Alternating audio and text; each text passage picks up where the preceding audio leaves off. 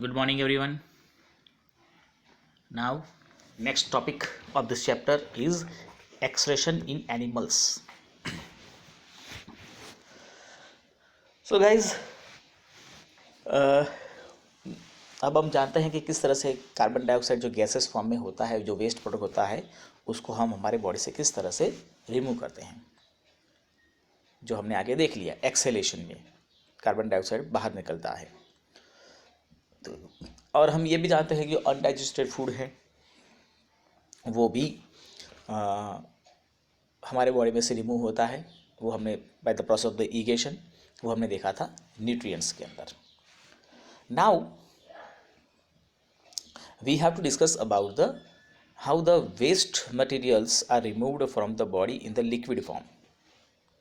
तो वो किस तरह से होता होगा इसके बारे में यहाँ पर देखें। तो when our cell performs their functions certain waste products are released. These are toxic and hence need to be removed from the body.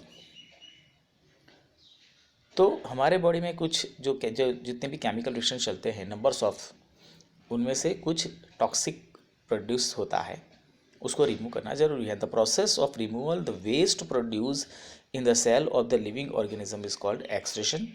और इसके साथ जो कनेक्टेड ऑर्गन्स हैं उनको कहते हैं अपन excretory system. So we have to discuss about the excretory system in humans. So the waste which is present in the blood has to be removed from the body. जो blood है वो हमारे पूरे बॉडी में transportation काम करता है। तो ट्रांसपोर्टेशन करते करते करते पूरे बॉडी में जो वेस्ट प्रोड्यूस हुआ है उसको भी लेकर आता है। तो फिर वो ब्लड को प्योरीफाई करना ज़रूरी है, उसमें से वेस्ट को अलग करना ज़रूरी है। So we required a mechanism to filter the blood. हमें ब्लड को फिल्टर करने के लिए एक mechanism की ज़रूरत है।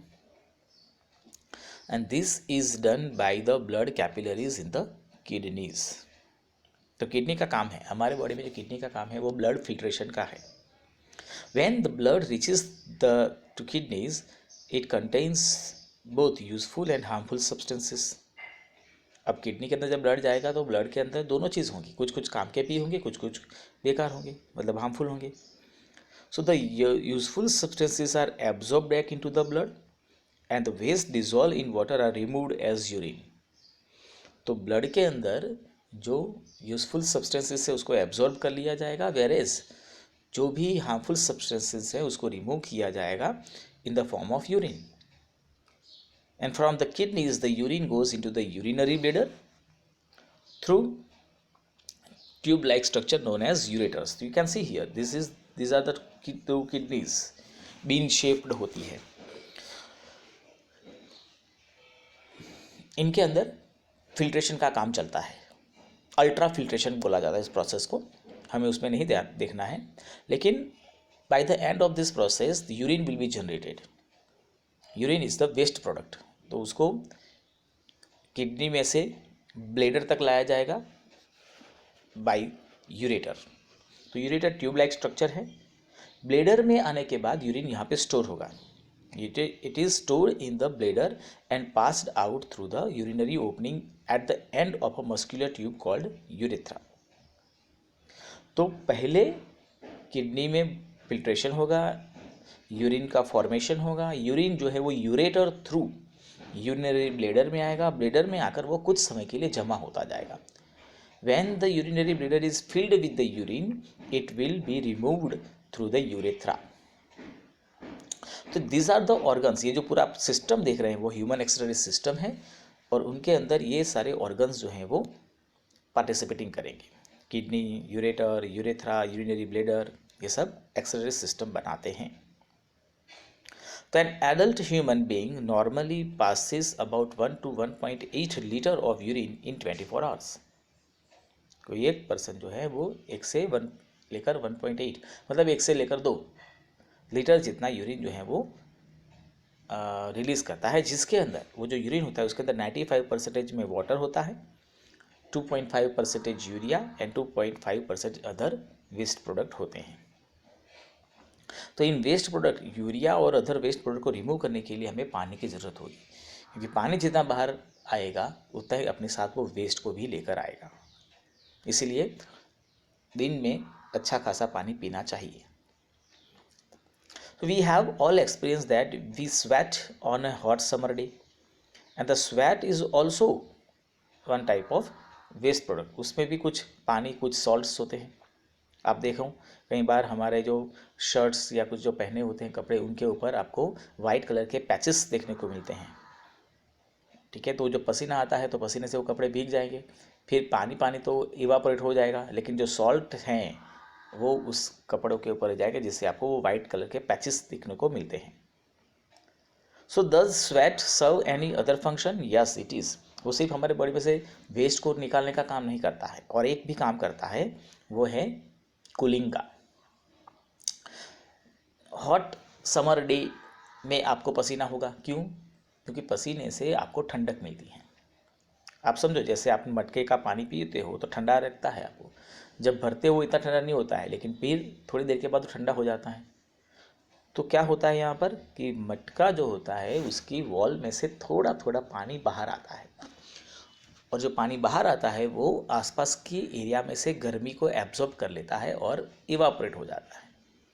ऐसा करने से वो आसपास में से हीट को एब्जॉर्ब करता है, जिससे पानी ठंडा होने लगता है। उसी तरह से हमारे बॉडी में भी होगा।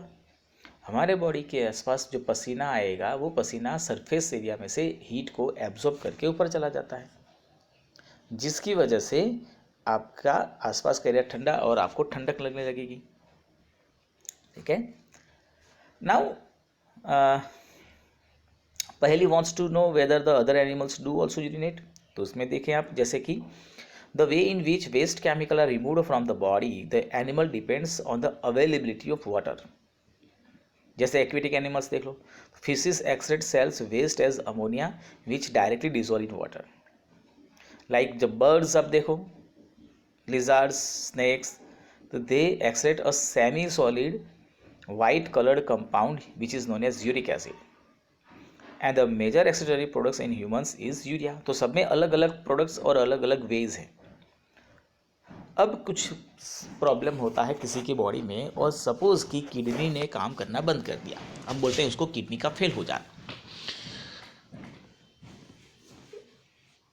और अगर ऐसा हुआ, किडनी काम नहीं कर रही है, तो क्या होगा कि ब्लड के अंदर जो वेस्ट प्रोडक्ट हैं उसको रिमूव नहीं किया जा सकता है। किडनी का ही काम था और किडनी ने काम करना बंद कर दिया, तो बंदे के ब्लड में जो एक्सक्रीटरी प्रोडक्ट जो हैं वो जमा होता जाएगा, जिससे उसकी डेथ हो सकती है। तो उस ऐसे पर्सन्स को हम डायलिसिस करवाते हैं। डायलिसिस में क्या होगा, तो आर्टिफिशियल ब्लड का प्योरीफिकेशन किया जाएगा। मतलब एक हाथ से ब्लड निकाला जाएगा और वो ब्लड जाएगा एक बड़े से मशीन में, और दूसरे हाथ से वो ब्लड वापस आएगा। इन बिटवीन होगा क्या, तो ब्लड का फिल्ट्रेशन होगा उस मशीन के थ्रू, और इस तरह से उसके अंदर से जो भी वेस्ट प्रोडक्ट है उसको निकाला जाएगा, और उसको कहा जाता है डायलिसिस। मतलब it is work as artificial kidney.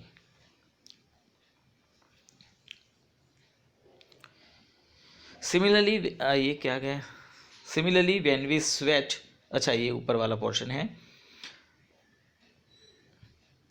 It helps to cool our body. तो जैसे हमने कहा, मटके का एग्जांपल लिया था, जैसे मटके का पानी ठंडा होता है उसी तरह से हमें भी ठंडक मिलती है। तो यहाँ पर एक्सप्रेशन खत्म हुआ। उसके बाद का पॉइंट है ट्रांसपोर्टेशन। चलो तो ये नेक्स्ट लेक्चर में ले लेंगे, ख़त्म हो जाएगा।